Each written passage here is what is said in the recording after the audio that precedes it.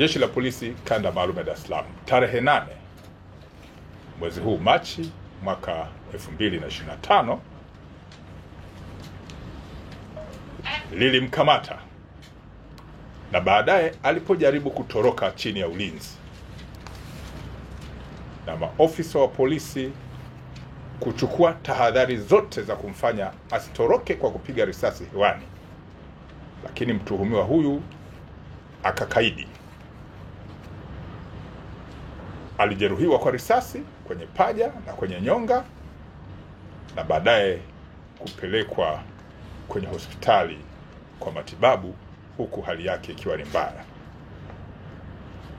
Mtuhumiwa huyu aliyekamatwa kwa tuhuma za kumteka mtoto alifahamika kwa jina la Stanley Dismas Ulaya.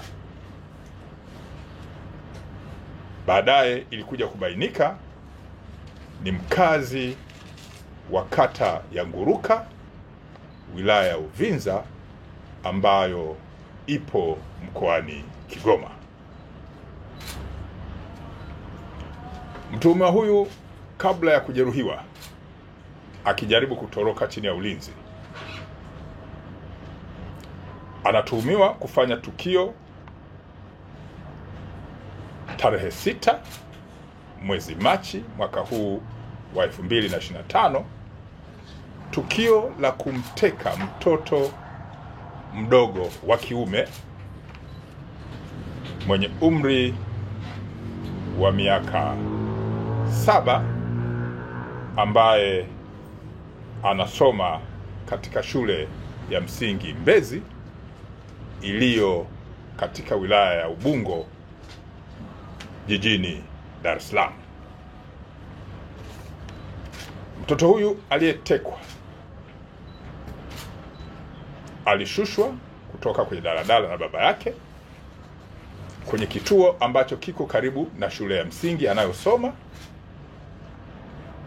na hakurudi nyumbani mpaka saa 1 za jioni, wazazi walipoanza kumtafuta na baadaye kufanya mawasiliano na mwalimu wa shule ya msingi hiyo, ambaye aliwapatia namba ambayo ilikuwa kwenye daftari, ambapo mtuhumiwa huyu alikuwa akiipiga akitaka namba ya wazazi, na baadaye kupata namba za wazazi na kuanza kutaka pesa kwa vitisho kutoka kwa wazazi, pesa nyingi, kwamba wasipotoa mtoto yule watamdhuru, ikiwa ni pamoja na kumpotezea maisha yake.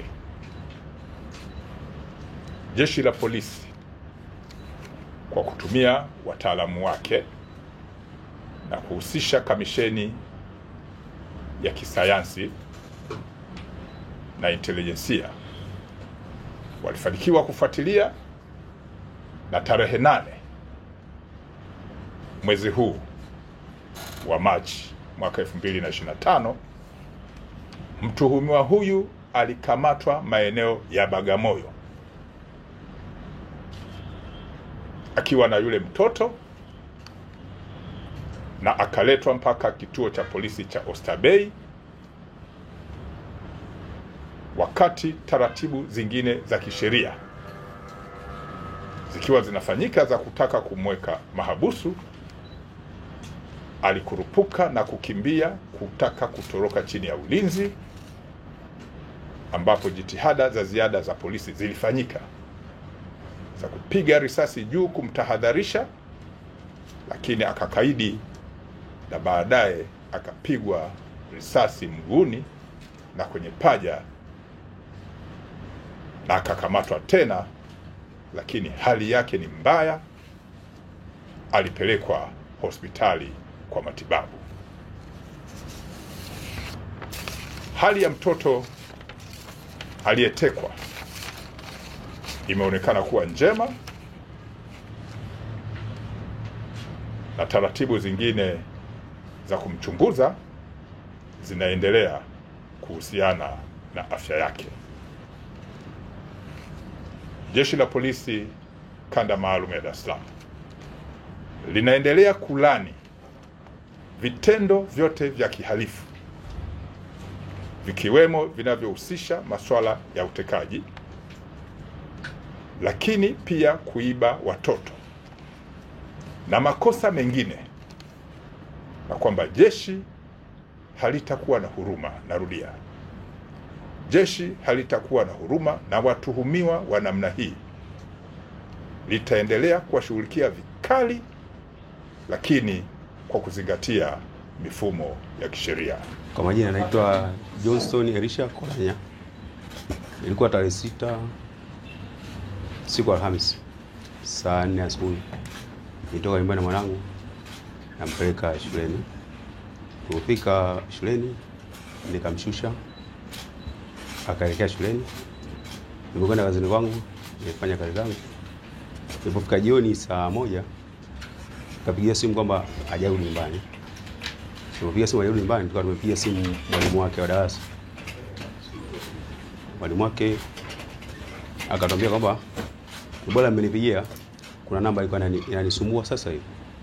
Chukueni namba ipigieni, sababu nataka namba ya mzazi wa mwanao. Nikapigia ile namba. Tumepigia ile namba, ikasema mtoto wako tupo naye, tumemteka sisi, tunahitaji upatie kiasi cha pesa. Kiasi cha pesa kilikuwa kingi sana ambacho mimi sikuwa na uwezo nacho. Kiasi cha pesa walichotaka walianzia milioni 50.